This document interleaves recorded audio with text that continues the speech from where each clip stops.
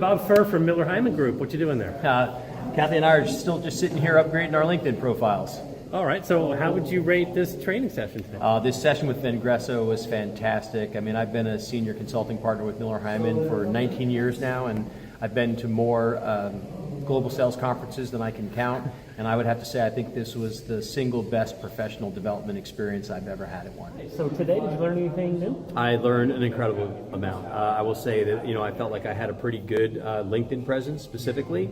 I would say took me from good to great, to say the least. I think maybe I thought I was maybe not quite great, but pretty darn good, and I found out that I was just good, and I feel like I'm leaving here great. So what's a couple of specific pieces of advice that you learned that you might pass on to others? Yeah, just some nuances about, things in terms of how to, the right photos to use, how to give your page the right appearance, things that, great information in terms of where people go when they first go to your page and how to prioritize and author the content. So it was really kind of taking things from what I thought to what people who know could tell me what to do.